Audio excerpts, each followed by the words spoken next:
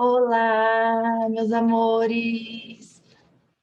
Tudo bem com vocês? Eu espero que sim. Tia Angélica tá bem, com muita saudade de cada um de vocês, de poder ver cada rostinho, né? Mas estamos aqui na telinha para a gente conversar sobre os ensinamentos de Jesus, para a gente orar junto, para a gente se conectar com o mundo superior, né? E com Ele, que é o nosso mestre, o nosso amigo, amado Jesus. Vamos lá? E para a gente começar, como a gente começa, tá lembrado? Primeiro você vai se acomodar aí bem confortável na sua cadeira, no seu sofá, ou na sua caminha, se você estiver assistindo essa aula deitadinho, né?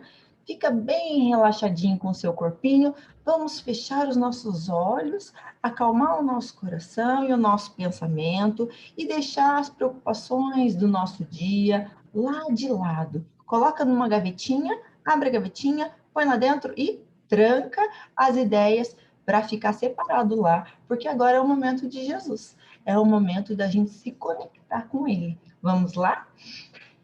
Vamos primeiro acalmar o nosso coração, respirar bem fundo, encher os nossos pulmões de ar, né? E devolver esse ar para o ambiente. E vamos nos conectar com a espiritualidade superior, nos conectar a Jesus para agradecer a bênção de estar vivo, a bênção de estar nas nossas casas, em segurança, com a nossa família. Muito obrigada, amado Mestre, porque é tão generoso com cada um de nós, que permite que a gente possa trabalhar, que a gente possa estudar, que a gente possa aprender aqui pela telinha, conversar sobre os seus ensinamentos e refletir juntos, aprendendo sempre a sermos cada dia melhores. Acalma o nosso coração, tira do nosso coração todas as maldades, todo o egoísmo, para que a gente possa a cada dia estar um pouquinho mais próximo de Ti, Mestre Jesus. Abençoa essa nossa aula, fica conosco e abençoa a nossa semana, a nossa família, para que a gente possa se encontrar novamente aqui na semana que vem. Que assim seja. Que assim seja. Tá quentinho o coração? Ai, meu coração tá quentinho, ainda mais hoje que tá frio, né, gente? A tia tá de blusa aqui, porque olha, eu tô com a minha mão gelada. Mas a oração aquece o coração e é isso que importa, não é mesmo? Então vamos começar? Para nossa aula de hoje, nós vamos falar de super-heróis. Vocês gostam de super-heróis? Quem aí tem um herói favorito? Tenho certeza que você tem o seu. Aqui em casa, os meus filhos adoram os super-heróis da Marvel, que tem superpoderes, eles voam, eles têm poder de invisibilidade, eles encolhem e ficam do tamanho de formigas. É muito divertido, não é? Tenho certeza que você também gosta e tem um super-herói, uma super-heroína favorita. Hoje nós vamos falar de super-heróis. Será que vocês vão gostar dessa aula, hein? Vamos lá, tia Angélica preparou um material aqui para vocês. E vamos lá! Os super-heróis do espiritismo no Brasil. Gente, você sabia que aqui no Brasil a gente tem muitos super-heróis que têm superpoderes? Mas esses poderes são um pouco diferentes dos poderes dos super-heróis da Marvel, né? Que a gente assiste na TV, os super-heróis que a gente vê igual a Mulher Maravilha, né? O Batman, Homem-Aranha. Nós não estamos falando desses super-heróis. Estamos falando de outros heróis que têm outros superpoderes. Que poderes será que você acha que um herói do espiritismo deve ter? Já parou para pensar? Pensa aí e acompanha comigo. Eu vou mostrar para vocês alguns desses super-heróis, mas eu não vou falar quem são, não. Para vocês ficarem aí pensando junto comigo. Olha só, tem um herói aqui, mais um aqui, outro aqui. Todos esses são só esses, Angélica? Não, tem muitos outros. É que hoje nós vamos conversar sobre alguns deles e conhecer os superpoderes de todos esses heróis. Vamos lá? Mas antes da gente falar dos heróis do Brasil, a gente precisa voltar um pouquinho na aula que a gente teve lá no ano passado, né? Que tudo isso começou não no Brasil, começou na França. Começou na França com um super-herói lá da França. Vamos relembrar? Ele foi o Allan Kardec. Lembram dele? O Allan Kardec, o nome verdadeiro dele era Hippolyte Léon Denisard Rivail. Que nome difícil, né? Porque ele era francês, ele morava na França. Ele nasceu lá em 1804, faz tempo que o Allan Kardec passou pela Terra, né? E ele foi educador, foi escritor, e ele era também tradutor, ele traduzia livros, né, para sobreviver, ele ganhava dinheiro fazendo isso. E ele foi um dos mais importantes propagadores da doutrina espírita. Como assim, né? Ele era um divulgador, ele falou sobre a doutrina, ele permitiu que outras pessoas conhecessem a doutrina espírita. E ele dedicou grande parte da vida dele à educação e a estudar os fenômenos da mediunidade. Lembram dessa aula?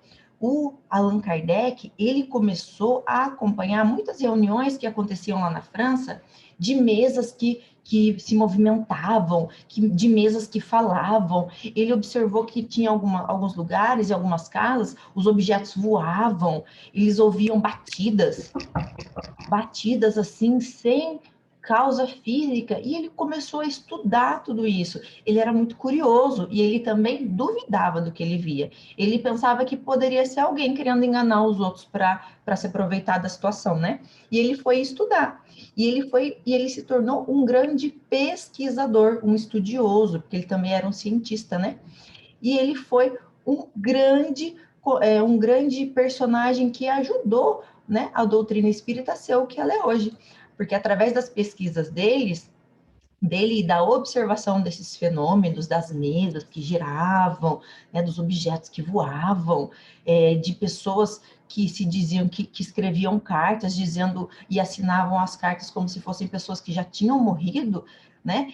Ele foi dessa forma que ele foi fazendo a pesquisa dele. E assim ele conseguiu produzir os principais livros da codificação espírita, né? São os nossos livros espíritas que a gente, sempre quando a gente tem dúvida, a gente vai procurar lá, ó, quais são eles.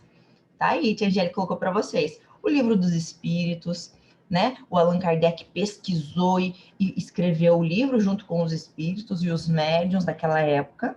O livro dos médiuns, tem o Evangelho segundo o Espiritismo, que a tia Angélica sempre fala na aula, que é onde estão os ensinamentos de Jesus explicadinhos, né? Tem também a Gênese e o céu e o inferno. Todos esses livros estão os ensinamentos que a gente tira das nossas aulas. A tia Angélica, sempre quando vai preparar a aulinha para vocês, eu pego o Evangelho para estudar, eu pego o livro dos Espíritos para estudar. São livros bem, um pouco assim, difíceis de entender. Então, quando vocês forem mais crescidinhos, vocês também vão poder estudar esses livros aí. A ideia é que a Angélica estuda e passa para vocês, contando histórias, né?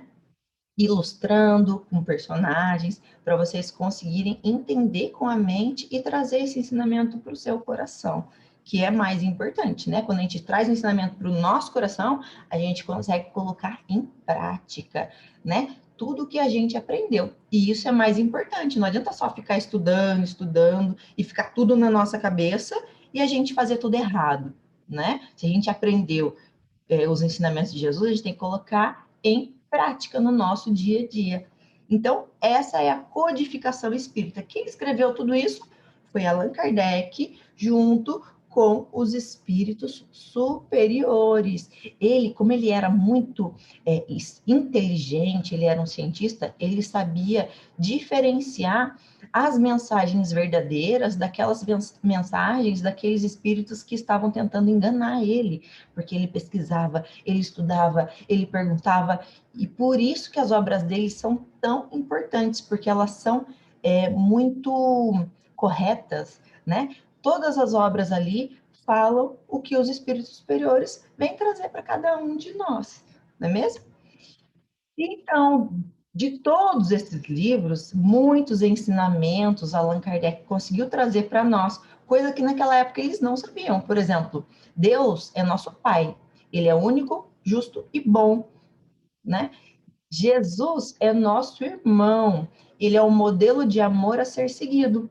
Lá nos livros de Kardec a gente consegue ver esses ensinamentos que são tão importantes, né?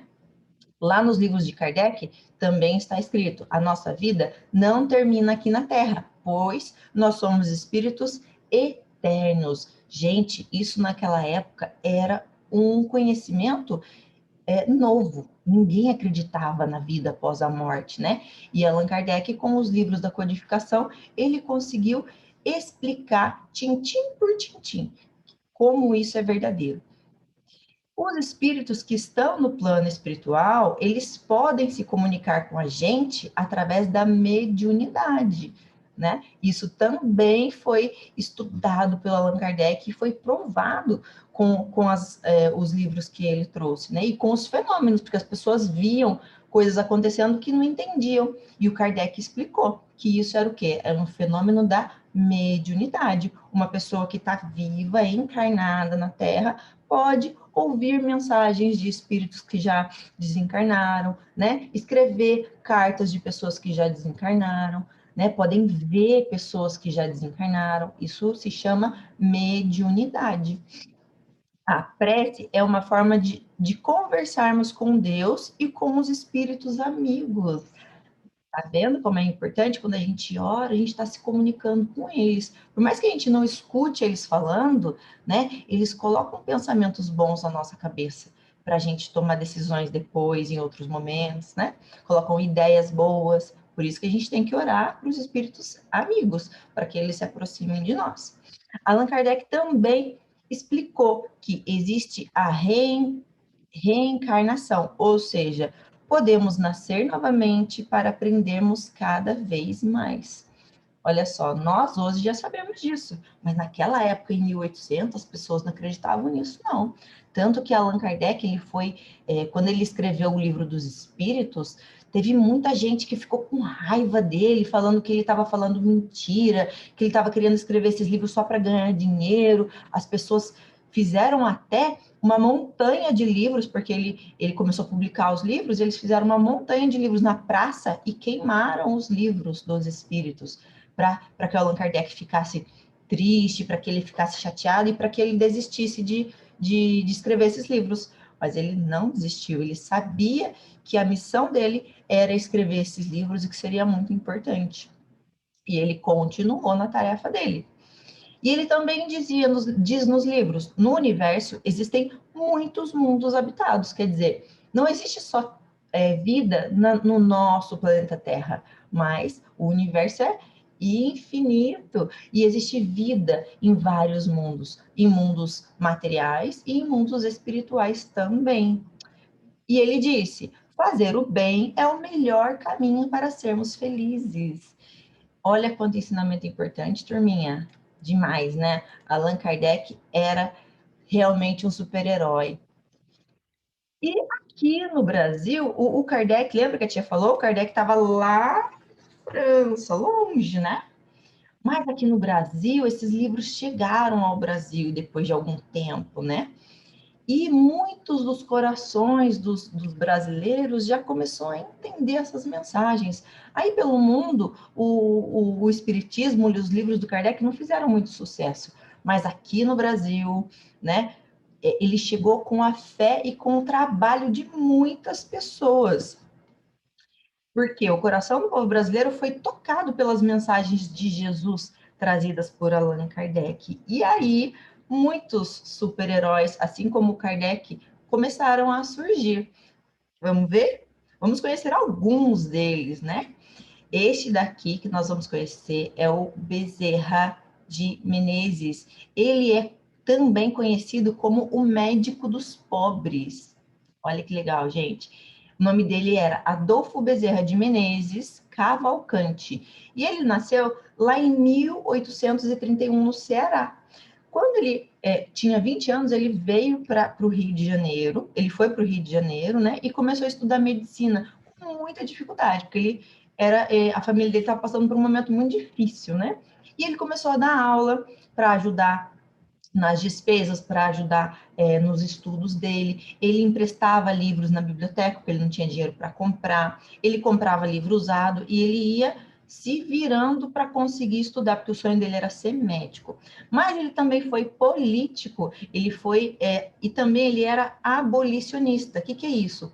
Lá naquela época, em 1800, existia muita escravidão, né? Os africanos, os negros africanos eram trazidos para o país para trabalhar como escravos. Eles trabalhavam muito e eram explorados, né? Não recebiam salários, não tinham direito a descanso, não tinham direito a um monte de coisa. E o Bezerra de Menezes, ele era contra a escravidão. E ele começou, junto, né, com o trabalho dele na política, a defender os escravos e a defender, dizer que os escravos precisavam ter liberdade e que eles precisavam ter educação. Então, olha que coisa importante. E naquela época, as pessoas não gostavam disso, não, porque quem tinha lá o dono da fazenda, que tinha muitos escravos, ele ficava preocupado, falava, como que eu vou fazer sem os meus escravos? Eu vou ter que ficar pagando salário para funcionário? Não. Muitos deles queriam mesmo explorar os escravos, que o escravo trabalhasse muito, né? E que ele gastasse pouco para cuidar desse escravo. E o pior, gente, esses escravos, eles eram assim, eles sofriam muito. Quando eles faziam alguma coisa errada, eles apanhavam muito. Foi um período muito triste da nossa história, né? Mas que, graças a Deus, já acabou.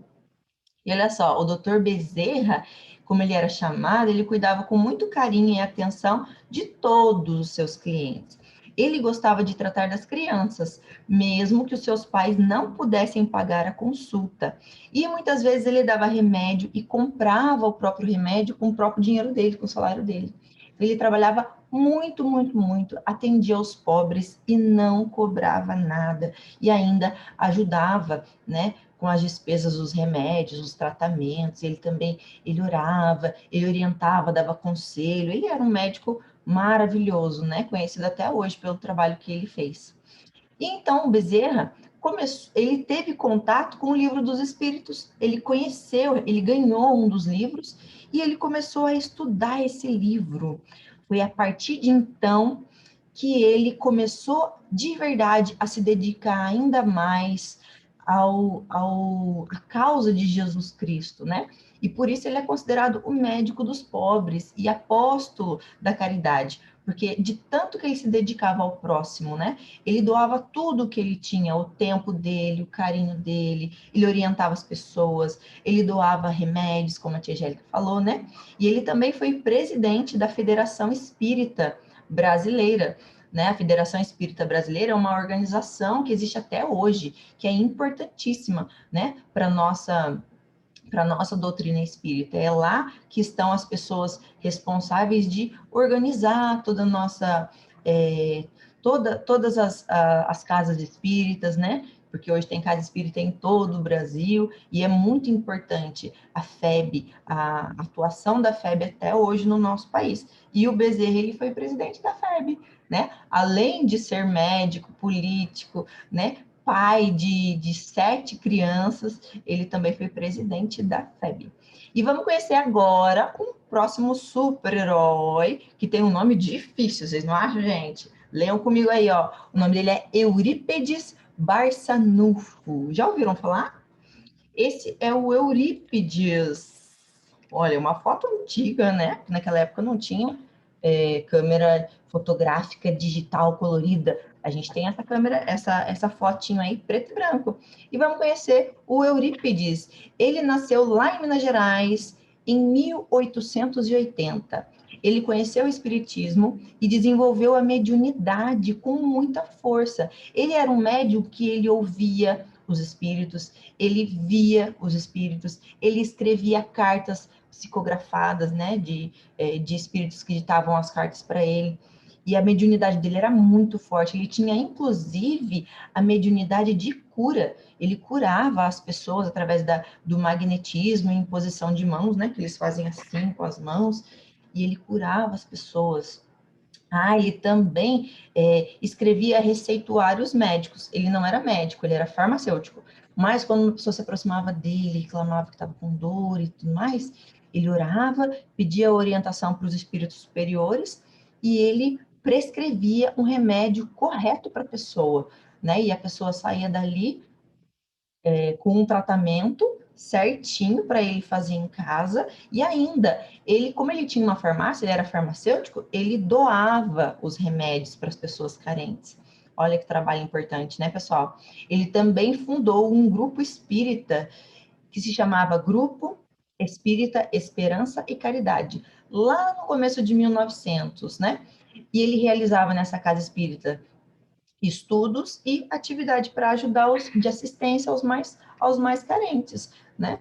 Então, olha que trabalho importante. Olha ele aí trabalhando como farmacêutico, né? Como eu disse para vocês, ele fundou a Farmácia Espírita Esperança e Caridade, e que era totalmente gratuito. A pessoa chegava ali, pedia o remédio, pegava e levava para casa, não precisava pagar nada. E ele fazia isso como? Utilizava o salário dele e o salário de outras pessoas que eram mais ricas, né? E que ajudavam a manter essa farmácia, porque já que ninguém pagava, né? Alguém tinha que fazer as doações para a farmácia continuar funcionando. Então, no dia 1º de abril de 1907, ele fundou um colégio chamado Colégio Allan Kardec, homenageando o nosso super-herói lá da França. Essa escola se tornou um marco na educação. Ensinou, e lá ensinava muitas disciplinas, por exemplo, astronomia, né, que estuda os astros, as estrelas, e fundamentos da doutrina espírita. Olha que trabalho importante para a divulgação e para a propagação do espiritismo. O Eurípides deixou uma história muito rica. Gente, aqui a tia Angélica está trazendo só um resumo para vocês, mas ele fez muito mais coisas, né? E ele continua até hoje lá no plano espiritual, que ele já desencarnou, né? Lá no plano espiritual ele continua trabalhando e ele continua trazendo mensagens, orientando as pessoas que estão encarnadas aqui e realizando os trabalhos dele lá no mundo superior, né? Aqui eu acho que esse super-herói vocês já conhecem, será que não? Tem até um filme dele, gente. Esse super-herói tinha superpoderes mesmo, que é o Chico Xavier, né? Ou o Francisco Cândido Xavier. Ele foi um médium brasileiro, né, que nasceu lá em Minas Gerais, que desde os 4 anos de idade ele já ouvia, ele via e ele conversava com os espíritos das pessoas desencarnadas. E isso gerou muito sofrimento para ele, né? Muitos desafios, porque as pessoas diziam que ele era doido, né? Nossa, olha, o Chico está conversando com um fantasma, né? E eles achavam que o Chico Xavier tinha problemas, mas na verdade não, era a mediunidade dele, né? Ele conseguia se comunicar com os espíritos, e isso, naquela época, era uma coisa que não era bem vista. E logo com 17 anos, ele fez uma primeira reunião pública de serviço mediúnico e começou a psicografar. Tá vendo ele aí escrevendo? Sabe o que ele fazia? Ele juntava muitas pessoas na casa dele, né? Eles faziam uma reunião mediúnica e ali ele recebia espíritos desencarnados, né? E ele escrevia cartas desses espíritos e ele entregava as cartas desses espíritos para as pessoas que estavam ali na sessão mediúnica. E as pessoas que estavam ali recebiam a carta, lia a carta e se espantavam, porque era muitas vezes a carta de uma pessoa que, né, uma pessoa amada dela, ou às vezes era um irmão, era um pai que tinha falecido, era um filho que tinha desencarnado e mandava uma mensagem, e as pessoas saíam tão emocionadas, né, e viam que a letra era igual da pessoa que tinha desencarnado, tudo que estava escrito ali era tudo certinho. E aí o Chico dizia que ele era só um mensageiro, que ele trazia a mensagem do mundo do além para as pessoas que estavam encarnadas, né? E ele fez esse trabalho durante muitos e muitos e muitos anos. E ele então fundou a Comunhão Espírita Cristã, né? E ele também fazia visitas às pessoas carentes. Isso porque o Chico também era uma pessoa muito humilde, muito carente, vivia, né, com o salarinho que ele recebia, nunca levou vantagem por ser um médium, né? E ele psicografou, olha isso, gente, 451 livros através da mediunidade dele. E esses livros, eles eram publicados e vendidos, e todo o dinheiro que ele recebia, ele doava para instituições espíritas de caridade. Então, ele nunca pegou um centavo da publicação dos livros que ele escrevia, porque ele dizia que os livros não eram dele, né? Os livros eram dos espíritos, era de Jesus. Então, ele, através da espiritualidade dele e através do mentor espiritual dele, ó, que a tia colocou aí, que é o Emmanuel, né? Ele trabalhou muito, muito, muito, com muita disciplina, com muita dedicação a vida toda. E hoje ele é conhecido no mundo inteirinho, né? Pelo trabalho que ele fez. Mas não são só esses heróis que nós temos no Brasil. Há muitos e muitos outros tão especiais quanto esse que nós vimos, né? É que aqui na nossa aula, a Tia Angélica não dá tempo de falar de todos os super-heróis. E esses super-heróis, quais eram os superpoderes deles? Lembra que a Tia Angélica perguntou lá no início da aula? Hum, era de voar? Era de se transformar? Era de ficar invisível? Os grandes poderes deles era a caridade, o amor ao próximo, né? A fraternidade, a doação. Quanta coisa, gente. Esses superpoderes são superpoderes que a gente tem que desenvolver, não é mesmo? A caridade, o amor ao próximo, tudo isso que Jesus nos ensina. Todos esses personagens, eles colocaram em prática tudo o que eles aprenderam com Jesus. E eles se tornaram grandes espíritos, né, grandes nomes da nossa doutrina espírita, e que também, assim como Jesus, servem para nós de exemplo, né, porque quanto eles trabalharam, tudo que eles doaram, tudo que eles fizeram e fazem todos os dias. Aqui eu vou mostrar para vocês mais dois exemplos de super-heróis que estão encarnados ainda no nosso planeta, que trabalham hoje, que estão na internet, que fazem vídeo, fazem palestras, que a tia sempre acompanha, né? Que são o Divaldo Franco, para quem ainda não conhece, ele é um palestrante espírita, ele é um médium, ele também já escreveu centenas de livros que foi publicado para todo o mundo, né? E também ele usa todo o dinheiro dele, que ele recebe com os livros, para ajudar na Mansão do Caminho, que como se fosse uma cidade que tem lá na Bahia, em que as crianças ali recebem alimento, elas estudam, tem assistência às mamães que vão ganhar bebês, né? É um trabalho maravilhoso do Divaldo e ainda está encarnado. Tem também o Raul Teixeira, que também é um palestrante, médium, escreve livros, também tem um trabalho dele de caridade que é muito importante, né, para a região ali onde ele atua, e tantos outros, meus amores, e muitos e muitos. Esse Tia Angélica falou dos mais conhecidos, né? Mas também existem aqueles heróis que são anônimos. O que é anônimo? É que ninguém conhece, né? Eles trabalham dia a dia, guiados pelos ensinamentos de Jesus e do Evangelho. E eles estão por toda a parte. É só a gente abrir os nossos olhos e prestar atenção. Muitas vezes aí a pessoa que está do seu lado, a mamãe, o titio, é um herói do espiritismo, né? Porque coloca em prática tudo que aprende aqui junto com Jesus, aqui no Evangelho, com os nossos estudos. E essa é a nossa tarefa, é a gente olhar para esses super-heróis e pensar assim, eu quero ter esse superpoder, né? O superpoder da caridade, de amar o próximo como a mim mesmo, de amar a Deus sobre todas as coisas, né? Trabalhar em nome de Jesus, sempre para Ele, tá bom? Então, fiquem atentos. Olha ao seu redor, porque com certeza você vai encontrar super-heróis por aí na sua casa, né, na sua escola, em toda parte eles estão. Meus amores, fiquem com Deus. A nossa aula hoje foi um pouco extensa, mas procurem aí os super-heróis e veja qual é o poder dele, né? Tanta coisa boa que eles fizeram e a gente tem que sempre seguir o exemplo dessas pessoas que estão nos mostrando o caminho de Jesus.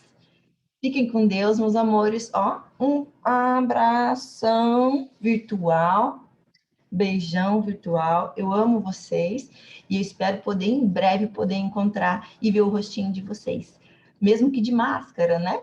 Mas vamos continuar orando a Deus para que tudo isso acabe em breve. Fique com Deus.